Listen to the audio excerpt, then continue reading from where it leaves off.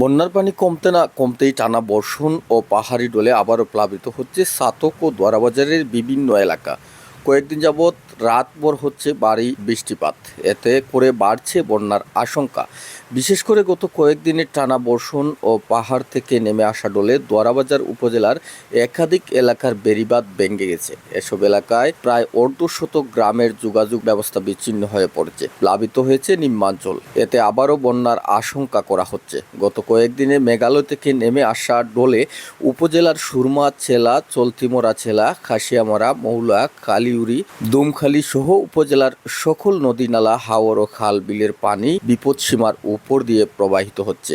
সীমান্তের অপার থেকে বয়ে আসা খাসিয়ামারা নদীর উপচে পড়া স্রোতে লক্ষ্মীপুর ইউনিয়নের নোয়াপাড়া, ইদ্রিসপুর ও চৌকিরঘাট বেড়িবাঁধ ভেঙে যাওয়ার কারণে এলাকার বিভিন্ন হাওর ও বাজারে পানি প্রবেশ করেছে। পাশাপাশি কিছু কিছু এলাকায় ঘরবাড়িতে পানি উঠায় আসবাবপত্র, গবাদি পশুর ব্যাপক ক্ষয়ক্ষতি হওয়ার খবর পাওয়া গেছে। তলিয়ে গেছে আমনের বীজতলা, আউশ ও সবজি ক্ষেত। বুগলাবাজার ইউনিয়নের ক্যাম্পের ঘাট নামক স্থানে চিলাই নদীর বেড়িবাঁধ ভেঙে 10টি গ্রাম প্লাবিত হয়েছে। সুরমা ইউনিয়নের টিলাগাঁও ও টেংরাটিলা যাতায়াতের রাস্তার বেড়িবাঁধ ভেঙে গেছে। মোহাম্মদপুর বাজার, লিয়াকতকুন বাজার সড়কের নোয়াপাড়া নামক স্থানে বেড়িবাঁধ ভেঙে উপজেলা সদরের সাথে লক্ষ্মীপুর ইউনিয়নের 28টি ও সুরমা ইউনিয়নের 5টি গ্রাম সহ সীমান্তের লক্ষাধিক মানুষের যোগাযোগ ব্যবস্থা প্রায় অচল হয়ে পড়েছে। বাংলাবাজার ইউনিয়নের ফেকপাড়া, চৌধুরীপাড়া, মৌলারফার, সিলাইফার, পুরান বাসতলা গ্রামের অনেক ঘরবাড়িতে পানি ঢুকে ক্ষয়ক্ষতির খবর পাওয়া গেছে। লক্ষ্মীপুর ইউপি চেয়ারম্যান জহিরুল ইসলাম বলেন, খাসিয়ামারা নদীর উপচে পড়া স্রোতে আমার ইউনিয়নের নোয়াপাড়া, ইদ্রিসপুর ও চৌকিরঘাট নামক স্থানে 3 ভাঙ্গনের সৃষ্টি হয়েছে। প্লাবিত হচ্ছে বেশ কিছু গ্রাম। শুকনো খাবার ও নিরাপদ পানির জন্য উপজেলা নির্বাহী অফিসারকে অবগত করেছেন তিনি।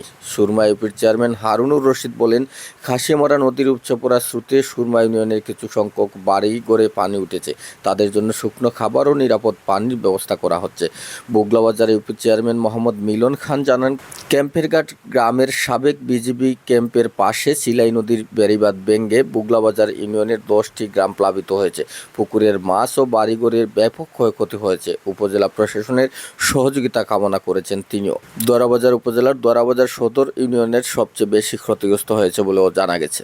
এ প্রতিবেদন করা পর্যন্ত বৃষ্টিপাত ও পানি বৃদ্ধি অব্যাহত রয়েছে। এম এস খালেদ, সিলেট তথ্য অনুসন্ধান।